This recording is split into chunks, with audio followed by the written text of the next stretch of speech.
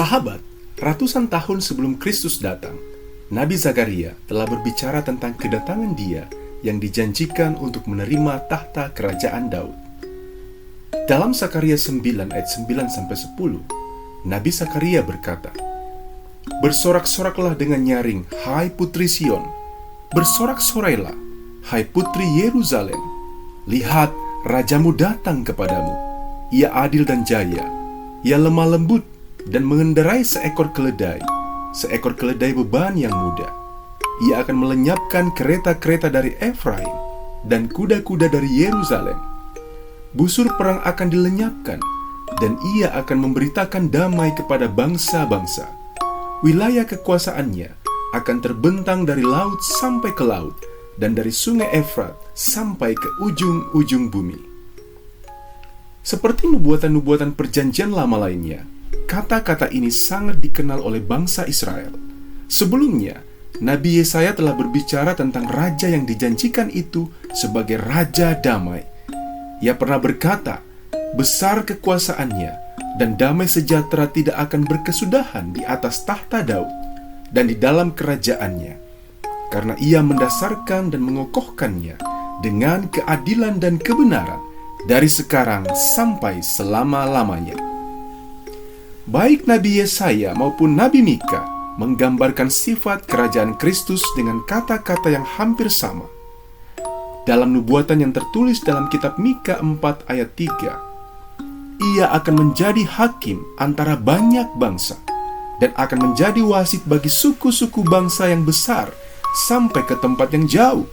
Mereka akan menempa pedang-pedangnya menjadi mata bajak dan tombak-tombaknya menjadi pisau pemangkas. Bangsa tidak akan lagi mengangkat pedang terhadap bangsa, dan mereka tidak akan lagi belajar perang. Jelaslah bahwa bangsa Israel memiliki banyak alasan untuk menantikan dengan penuh kerinduan kerajaan agung yang dijanjikan, kerajaan dari keturunan Daud yang besar itu. Orang banyak telah mendengar kesaksian Yohanes Pembaptis bahwa pesan ilahi Yesus jauh lebih penting daripada pelayanannya sendiri. Ya, kuasa mujizat Yesus, pengajarannya yang mendalam, dan kehidupannya yang kudus tanpa tanding, semuanya menjadi kesaksian kuat tentang siapa dirinya. Keempat Injil mencatat masuknya Yesus ke Yerusalem dengan penuh kemenangan sebagai penggenapan nubuatan Nabi Zakaria. Yesus bahkan tidak memiliki seekor keledai untuk ditunggangi. Ia harus meminjamnya. Dalam Matius pasal 21 ayat 9, kita dapat membaca, dan orang banyak yang berjalan di depan Yesus dan yang mengikutinya dari belakang berseru, katanya, "Hosana bagi anak Daud, diberkatilah dia yang datang dalam nama Tuhan, Hosana di tempat yang maha tinggi." Masuknya Yesus ke Yerusalem dengan penuh sorak-sorai itu meyakinkan orang banyak bahwa ia benar-benar adalah ahli waris kerajaan Daud yang dijanjikan. Mereka berseru dengan penuh semangat, "Hosana bagi anak Daud." Sahabat, penobatan raja-raja dunia dan pendirian kerajaan-kerajaan mereka selalu ditandai dengan kemegahan, kekayaan, dan kekuatan militer. Namun tidak demikian dengan Yesus. Kerumunan orang banyak tampaknya salah paham. Mereka mengira bahwa Yesus akan memulihkan kerajaan Daud secara politis sebagai kerajaan Yahudi di bumi. Padahal Nabi Zakaria telah memanggil mereka untuk bersuka cita atas kedatangan seorang raja yang sangat rendah hati, yang mengendarai seekor keledai kecil. Lebih penting lagi, ia digambarkan sebagai benar dan membawa keselamatan.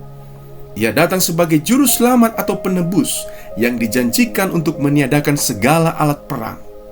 Nubuat Zakaria berkata, ia akan memberitakan damai kepada bangsa-bangsa.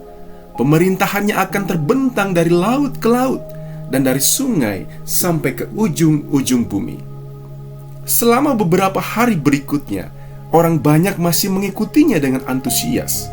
Mereka telah melihat dia menyembuhkan orang buta dan orang sakit, dan mereka sangat terkesan ketika ia membangkitkan Lazarus dari kematian.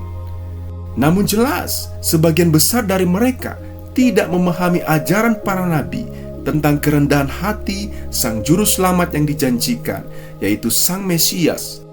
Para pemimpin agama pun menjadi sangat iri terhadap pengaruhnya atas orang banyak dan mulai merencanakan pembunuhannya.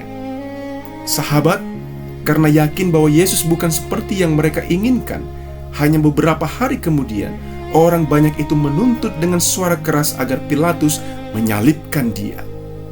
Namun, Yesus tidak datang untuk mendirikan kerajaan duniawi yang fana dan dapat rusak.